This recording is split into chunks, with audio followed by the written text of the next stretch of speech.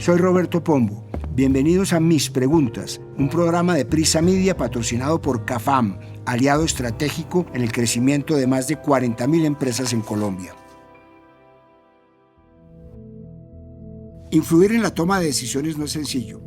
Mientras en Estados Unidos es una práctica regulada, en Colombia todavía está en una zona gris de corrupción. ¿Qué es el lobby o el cabildeo? ¿Debería regularse esta práctica en Colombia? Para este capítulo hablamos con María Claudia Lacotir, presidenta de la Cámara de Comercio Colomboamericana, con el representante de la Cámara Juan Carlos Lozada, con Juan Esteban Orduz, exministro plenipotenciario de Colombia en Washington, con Gonzalo Araujo, socio de Orsa, firma de asuntos públicos, y con la representante Catherine Jubinao. Soy Roberto Pombo y este es el capítulo 130 de Mis Preguntas. Bienvenidos. Si hay un tipo de historias que me fascinan, aunque cada vez hay menos, son las de espías. En plena tensión de la Guerra Fría, en la que no se podía confiar en nadie, las tramas de espionaje tenían todo el sentido. Los países guardaban con recelo sus secretos y hacían todas las maniobras posibles por conocerlos de sus rivales, y entre esas maniobras estaba el espionaje. Y de todas esas historias de espías, hay una que me parece especialmente maravillosa, la de Oleg Gordievsky, un hombre que jugó un doble juego peligroso y logró burlar a la temida KGB. Nació en Rusia en una familia de espías, su papá y su hermano lo eran, y su destino era serlo también, pero lo que no estaba escrito era para quién. Su desilusión con el comunismo lo llevó a ser infiltrado y pasar información al Reino Unido, lo que lo llevó a ser un doble agente. Pero en 1985, otro doble agente, el estadounidense Aldrich Ames, que trabajaba para la KGB, o sea, para los rusos, lo delató. Por supuesto, fue llamado por la agencia rusa para que declarara, pero con la ayuda del MI6 logró escapar en el maletero de un carro hasta llegar a Finlandia y luego llegó al Reino Unido, donde se convirtió en un héroe para los servicios de inteligencia occidentales. Sin embargo, no todo era tan espectacular como en las películas de espías. Como un témpano de hielo, lo más visible de esta estrategia era más bien trabajo de escritorio y la finalidad un poco era la misma, influir. Durante la Guerra Fría, Estados Unidos y la Unión Soviética desplegaron amplias estrategias de influencia para moldear la opinión pública, desestabilizar gobiernos y ganar apoyo en el país contrario. Estas estrategias incluyeron propaganda, operaciones encubiertas, financiamiento de movimientos políticos y uso de medios de comunicación. Los servicios de inteligencia de los dos países intervinieron en organizaciones políticas y sociales en un intento de influir en la política interna del rival. La CIA apoyó financieramente a grupos anticomunistas dentro de la Unión Soviética y en Europa del Este, mientras que la KGB intentó infiltrar y fortalecer partidos comunistas en Occidente. Todo esto también quedó de lado hace mucho tiempo y las formas de influir en política han cambiado mucho desde entonces. Aunque es una costumbre mucho más antigua que la misma Guerra Fría, para incidir en decisiones políticas hoy en día hay un método más directo, el lobby o cabildeo. Se trata de un proceso para influir en los líderes de gobierno y otros políticos para que tomen decisiones que beneficien ciertas causas. Básicamente, permite que ciudadanos, industrias y empresas hagan oír sus intereses ante el gobierno. Los cabilderos trabajan para quienes los contratan y sirven de enlace entre la gente y los responsables de hacer las leyes. Por eso, suelen tener acceso directo a políticos y agencias gubernamentales para transmitir información. Muchas veces, los cabilderos son abogados o exfuncionarios del gobierno porque ya conocen cómo funciona el sistema y tienen conexiones útiles. La línea divisoria entre el lobby, las donaciones políticas y la corrupción es peligrosamente delgada. Si bien los críticos a veces se refieren al primero como soborno con traje, la diferencia clave entre ambos es que el cabildeo es legal y está regulado mientras que el soborno no lo es. En países como Estados Unidos está regulado, por eso organizaciones sociales, gremios o grupos de interés como veteranos, personas con discapacidad o de la comunidad LGBTI pueden acceder a congresistas para que legislen de manera informada sobre sus iniciativas. ¿Cuáles son las ventajas de regular el lobby? Esto me explicó la representante Catherine Jubinao. El lobby o cabildeo, entendido como la gestión de intereses en los congresos o parlamentos del mundo, es una actividad que está bastante reglamentada en un sinnúmero de países, pero que lastimosamente en el Congreso de Colombia sigue siendo una tarea pendiente, y no porque no exista, sino porque se hace bajo condiciones de opacidad que con frecuencia derivan en corrupción y que beneficia a algunos actores que se han opuesto a esta iniciativa. Yo soy una defensora, en cambio, de la reglamentación del cabildeo. Primero, porque es aceptar que es una actividad legítima en democracia en donde hay intereses e intereses particulares en pugna. En lugar de prohibirlo o de satanizarlo, tenemos que reglamentarlo, definiendo claramente derechos, deberes, obligaciones y prohibiciones de los actores involucrados. Segundo, hay que tener un registro público de cabilderos en el Congreso de Colombia, una lista actualizada en donde la ciudadanía pueda escrutar quiénes son los cabilderos, para qué sector o industria trabajan, qué intereses representan, con qué bancadas o congresistas se reúnen y cuáles son los acuerdos. Y finalmente, la ciudadanía también merece saber cuáles son esos sectores de la sociedad que tienen interés de incidir en los proyectos que se vuelven leyes que nos afectan a todos, de manera que en términos de transparencia y de rendición de cuentas no hay que satanizar el lobby, hay que entenderlo como una actividad legítima, inclusive necesaria, pero que debe hacerse por encima de la mesa y no en condiciones de opacidad que con frecuencia le han significado a este país escándalos de corrupción. El término lobby se originó en el Reino Unido en el siglo XVIII, gracias a los pasillos de la Cámara de los Comunes, donde los ciudadanos se reunían para interactuar con los parlamentarios. En Estados Unidos, su uso se remonta al siglo XIX. Según el investigador Jeffrey Birnbaum, en 1829, durante la presidencia de Andrew Jackson, el término cabildeo se utilizó para describir las actividades de grupos de presión que buscaban influir en favor de banqueros neoyorquinos.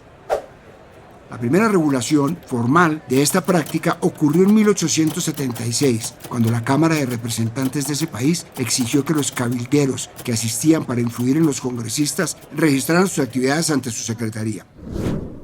A lo largo del siglo XX, el cabildeo se consolidó como una herramienta clave en la política estadounidense. Con la Segunda Guerra Mundial comenzó a crecer la preocupación por la influencia nazi en Estados Unidos. Por eso, en 1938 se promulgó la Ley de Registro de Agentes Extranjeros, o FARA por sus siglas en inglés, que buscaba exigir que individuos y organizaciones que actuaran en nombre de intereses extranjeros divulgaran sus actividades y fuentes de financiamiento y dar transparencia a las actividades de cabilderos que representaban intereses extranjeros. Varias décadas después, otro acontecimiento político escandalizó la opinión pública y puso de manifiesto la necesidad de una mayor transparencia y regulación en las actividades políticas y de cabildeo, el caso Watergate. En 1972 estalló el escándalo de espionaje que involucraba al entonces presidente de ese país, Richard Nixon, y que terminó con su renuncia más adelante. Here now, the next picture will be the President of the United States. I have never been a quitter. To leave office before my term is completed is abhorrent to every instinct in my body. But as president, I must put the interests of America first. Therefore, I shall resign the presidency effective at noon tomorrow. Pero además de la dimisión del presidente, como respuesta directa a estas revelaciones, el Congreso de Estados Unidos implementó una serie de reformas destinadas a prevenir futuros abusos de poder y restaurar la confianza ciudadana. Una de las medidas más significativas fue la aprobación de enmiendas a la Ley de Campañas Electorales Federales en 1974, que establecieron límites estrictos a los aportes financieros en campañas políticas y crearon la Comisión Federal de Elecciones para supervisar y hacer cumplir estas regulaciones. Watergate dejó al descubierto la influencia indebida de dinero en la política y la falta de supervisión efectiva de las actividades de cabildeo. Al implementar estas medidas, se pretendía garantizar una mayor transparencia, responsabilidad y ética en la interacción entre el gobierno y los grupos de interés.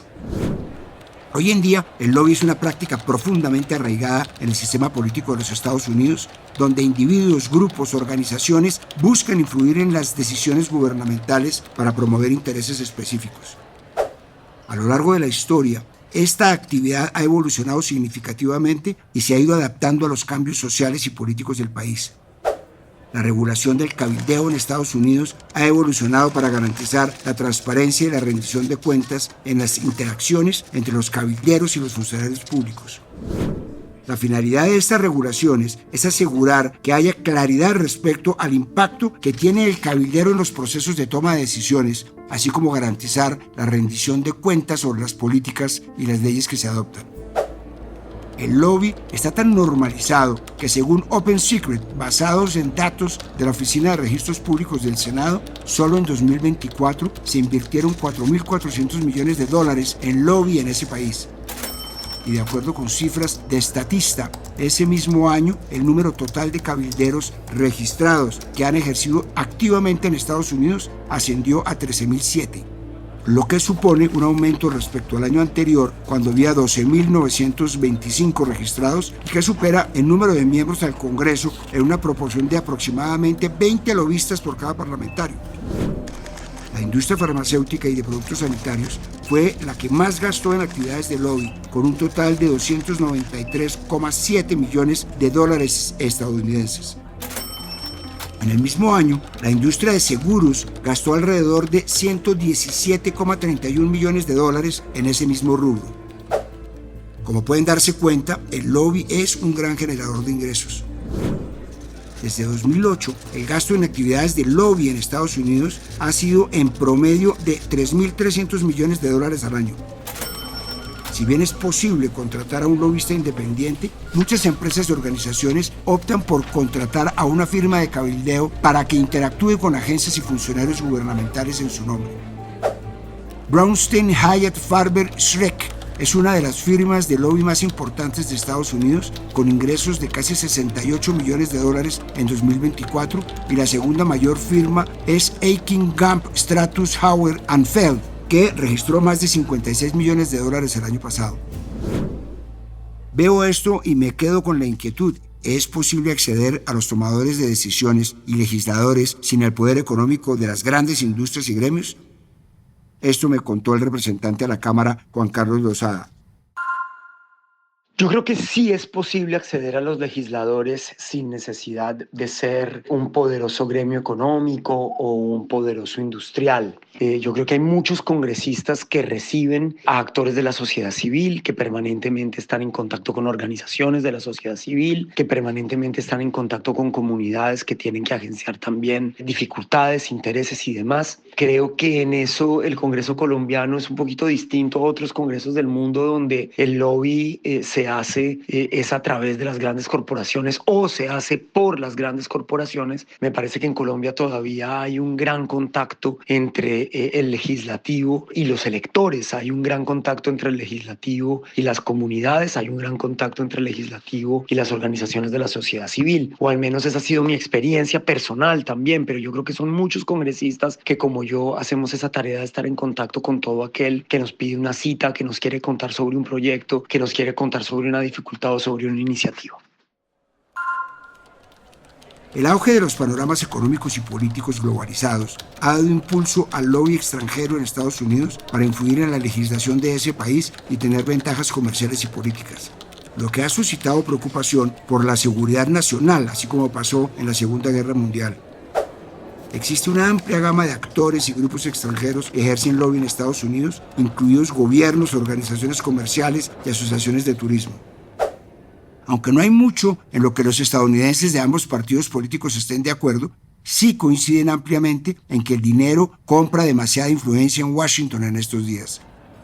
Según una encuesta de Pew Research hecha en 2023, el 80% de los estadounidenses opina que los grandes donantes en las campañas políticas tienen demasiada influencia en las decisiones que toman los miembros del Congreso, mientras que el 73% dice lo mismo de los grupos de presión y los grupos de intereses especiales, o sea, los grupos de actores que acceden a los congresistas a través del lobby. El 70% de los encuestados está de acuerdo en que el pueblo tiene muy poca influencia en lo que deciden sus representantes en el Congreso. En consecuencia, el 72% de las personas encuestadas, independientemente de sus opiniones políticas, está de acuerdo en que debería haber límites a la cantidad de dinero que las personas u organizaciones pueden contribuir a las campañas políticas. Recientemente, los documentos federales revelaron que Elon Musk había gastado más de $250 millones en las elecciones presidenciales de 2024 para ayudar a Donald Trump a recuperar la presidencia. Musk, junto con Vivek Ramaswamy, dirige ahora el recién creado Departamento de Eficiencia Gubernamental, en el último y quizás mayor ejemplo de cómo el dinero compra influencia en Washington. Por eso, así como Gustavo Bolívar le declaró su amor al presidente Petro, Musk hizo lo mismo con Trump. Well, I love the president. I just want to be clear about that. I don't care about that. I know. I love the president. You love the president. I think President Trump is a good man. Prácticamente todos los países tienen intereses en Estados Unidos, desde asuntos geopolíticos hasta la promoción del turismo y el comercio. Y no me refiero solo a los gobiernos de esos países, sino a individuos, organizaciones sociales y gremios económicos. Muchos de esos actores pagan a agentes extranjeros para que influyan en la política y la opinión estadounidense en pos de esos intereses. Un ejemplo de eso es la Federación Nacional de Cafeteros, que busca cada vez más poner su producto en más mesas en ese país. Según datos de Statista, en 2023, el gobierno de Liberia es el que más invirtió en lobby en Estados Unidos. Su gasto en 2023 fue de $235 millones en lobby en los Estados Unidos, seguido de lejos por el gobierno de Arabia Saudita, cuya inversión fue de $93,3 millones, y luego China con $85,3 millones. En ese sentido, ¿le sale mejor a un país pagar por lobby con Estados Unidos como estrategia diplomática? Le trasladé la pregunta a Juan Esteban Orduz, exministro plenipotenciario de Colombia en Washington. Para mover iniciativas en Washington, un gobierno extranjero debe tener diplomáticos que tengan la confianza del establecimiento allá, con mensajes claros y el acceso a los tomadores de decisiones y a los formadores de opinión en que estos se apoyan. La política exterior de Estados Unidos es muy compleja. Por eso se necesita el acceso al Ejecutivo y al Congreso en su conjunto. La mayor parte de la política exterior pasa por el Capitolio, especialmente si hay recursos y temas de seguridad o humanitarios involucrados. Colombia los tiene todos. Y aquí el papel de la firma de lobby estratégico. Una es la conversación con la Casa Blanca, los departamentos de Estado, Defensa, Seguridad Nacional o Comercio. Otra, la que se tiene con 100 senadores y 435 representantes republicanos y demócratas de muchas regiones y tendencias. O con los centros de pensamiento de diversas inclinaciones políticas y económicas que son muy escuchados, las ONGs, los organismos multilaterales, la prensa y hasta la opinión pública. Si la relación política bilateral no es buena como ahora, las firmas de lobby ayudan además a entender qué pasa por dentro y pueden llevar mensajes si el embajador no es bien recibido, o traerlos, a veces informalmente, lo cual es muy útil en momentos delicados. Y así como el gobierno hace lobby, el sector privado también lo debe hacer, ojalá juntos. Pero si la situación bilateral entre gobiernos es negativa, los actores privados deben defender sus intereses por su lado. Los asesores o lobistas son costosos sin duda, pero usualmente es más barato gastarse una plata en estrategia y cabildeo que dejar pasar oportunidades o asumir el costo de una mala relación con nuestro primer socio comercial y político, que es además el país más rico y poderoso del mundo. Foreign Lobby Watch utiliza los informes semestrales que los agentes extranjeros deben presentar al Departamento de Justicia en virtud de la Ley de Registro de Agentes Extranjeros, la Ley FARA que mencioné hace un momento, para calcular los países con mayor gasto. Según esa fuente, desde 2015 hasta 2023, los pagos de los gobiernos de Colombia en cabildeo han sido más bien bajos. Mientras en 2015 fueron $575,000, en 2023 fue de $188,000, una cifra más bien modesta. En 2023, recién posicionado el presidente Petro, la Embajada de Colombia en Estados Unidos contrató a la empresa FGS Global para que sirviera como firma de lobby del gobierno y para que ayudara a manejar las relaciones públicas de Colombia en ese país. Por otro lado, la inversión de privados colombianos en cabildeo es más alta. Pasó de $2.6 millones en 2015 a $4.18 millones en 2023, siendo la Federación Nacional de Cafeteros la organización que más invirtió en cabildeo. Otra organización que hace cabildeo en Estados Unidos, según este registro, es la Federación Nacional de Departamentos, que en 2022 invirtió más de $1.3 millones. La Cámara de Comercio Colomboamericana ha ayudado a muchas empresas a entrar y establecerse en el mercado estadounidense y viceversa, a empresas estadounidenses a establecerse y funcionar en Colombia. Para la presidenta de esta Cámara, María Claudia Lacotí, El lobby en Estados Unidos ha sido muy valioso para la economía nacional y cita un solo ejemplo: el acuerdo comercial entre los dos países que se dio gracias al cabildeo del país ante el Congreso de Estados Unidos, que lo aprobó. Hay unos datos que en la reciente crisis diplomática se hicieron más relevantes. Según el Ministerio de Comercio Exterior, Industria y Turismo, Estados Unidos es el mayor inversionista extranjero en Colombia. Hasta el tercer trimestre de 2024, el Banco de la República registró que el capital proveniente de ese país alcanzó unos 4.163 millones de dólares, lo que representa el 42% total de la inversión extranjera. Además, es el principal socio comercial de Colombia. Hasta agosto, el 29% de las exportaciones totales del país tuvieron como destino Estados Unidos, al igual que el 31,6% de las exportaciones de bienes no mineroenergéticos, que sumaron 14.254,3 millones de dólares. En cuanto a las importaciones, ese país aportó aproximadamente el 26% del total de bienes adquiridos del exterior.